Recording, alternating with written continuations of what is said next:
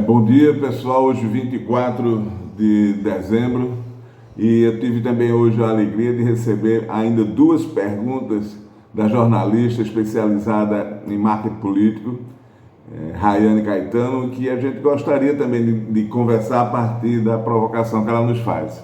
Então vamos lá, Rayane, manda a primeira pergunta. Tenho duas perguntas. A primeira, a vitória do Lula nas urnas no segundo turno foi o amadurecimento do povo brasileiro contra o projeto fascista? Bem, Rayane, essa questão que você coloca é muito séria, muito complexa, né? Porque o fascismo não é um fenômeno linear, não é um fenômeno simples. E o que nós vivemos no Brasil nos últimos anos é algo muito grave. E já de início eu gostaria de recomendar a reflexão que o professor cearense Roberto Amaral faz numa entrevista a André Barrocal na Carta Capital, onde ele delineia um pouco a preocupação que a gente tem com o fascismo, esse neofascismo, né, que chega ao Brasil pelas mãos do cavalo de Troia do bolsonarismo, do bolsofascismo, né? Mas eu gostaria primeiro de dizer uma coisa importante. Mas o que é o fascismo? O fascismo se define por uma forma de Estado, é uma ditadura, e pelo regime político, quer dizer, um fascismo, ele é um regime reacionário de massas. Isso daqui é a base sintética, concentrada de uma definição do fascismo. Mas além de ser um evento político, ele é também um evento social, porque para dar sustentação, para implementar e para fazer com que uma ditadura fascista chegue ao poder, é preciso que exista um movimento social que legitime e defenda esse tipo de autoritarismo político, dessa violência política, dessa forma de fazer política, de uma forma onde se busca eliminar o adversário. Então, portanto, no Brasil não houve uma instalação de uma ditadura fascista. Houve um movimento para que isso fosse consolidado através desse movimento social que envolviam várias forças, forças militares, forças da classe média, forças do latifúndio brasileiro, forças inclusive religiosas, né, com setores conservadores da tradição cristã católica e evangélica também estavam todos alinhados com esse movimento social fascista. Então, essas pessoas que compõem, esses grupos que compõem, essas associações que compõem esse movimento de querer implementar uma ditadura fascista no Brasil, também devem ser denominados de fascistas, né?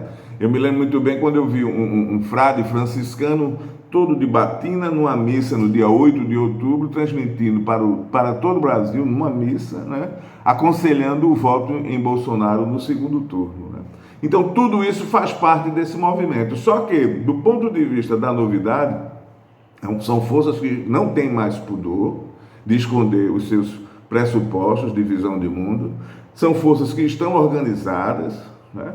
E são forças que estão lutando diuturnamente para implementar o fascismo no Brasil. Então, um erro grave é achar que esse fenômeno no Brasil não tem penetração popular. Primeira coisa.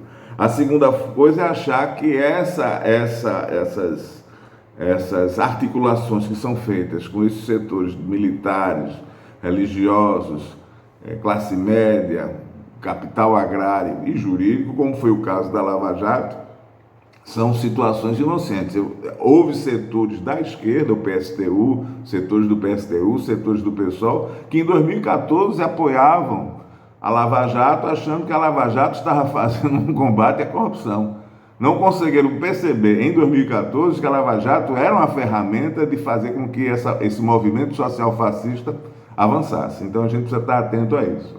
Então o neofascismo brasileiro tem vínculos estruturais com forças militares, com forças de repressão, com setores da religião, com setores do judiciário. A gente precisa estar atento a isso. Então, o que nós tivemos e devemos festejar com todas as forças, né, foi uma vitória eleitoral, porque se a gente tivesse perdido, o processo de instalação da ditadura fascista iria avançar de uma forma muito mais avassaladora. Então nós devemos festejar, nós devemos tomar posse da vitória que nós tivemos a partir da articulação que o presidente Lula fez com uma grande frente ampla. Agora, isso foi uma vitória pontual, histórica e importante. O que compete agora a nós é ter a consciência de que o fascismo, a luta com o fascismo é constante. Ela não se dá apenas no ponto de uma eleição. Sobretudo esse fascismo, esse neofascismo que está aqui vigorando, vigindo aqui no Brasil. Eles estão organizados, eles estão estruturados, eles têm uma liderança popular, né? Eles têm penetração popular. Nós vimos o estrago que foi feito para a gente poder fazer uma oposição ao governo deles, sobretudo nas regiões do Centro-Sul. Nós estamos aqui no Nordeste, não foi a mesma dificuldade que os companheiros e companheiras sentiram no Centro-Sul. Então agora a segunda etapa, caríssima Rayane, é conquistada a vitória eleitoral, conquistada a vitória política de colocar Lula e um grande espectro de forças populares, forças de esquerda, forças democráticas no poder, agora a gente tomar, né, consciência, ciência de que essa luta contra o fascismo não se dá apenas num dia, apenas num momento. Essa luta se dá de uma forma constante e permanente para que todas as mazelas que eles colocaram dentro do movimento cultural que eles fizeram e do movimento político que eles fizeram, a gente consiga reverter, ok? Eu queria agradecer pela pergunta, porque é uma pergunta que demandaria uma grande reflexão, mas eu acho que nesse momento, né, de um bate-papo rápido é o que a gente gostaria de poder contribuir, ok? Vamos para a segunda pergunta. A segunda. Como você analisa a indicação do ex-governador Camilo Santana ao Ministério da Educação? Bem, a indicação, a escolha do presidente Lula pelo governador e agora senador Camilo Santana é uma coisa extraordinária para o Ceará, é um grande quadro, né?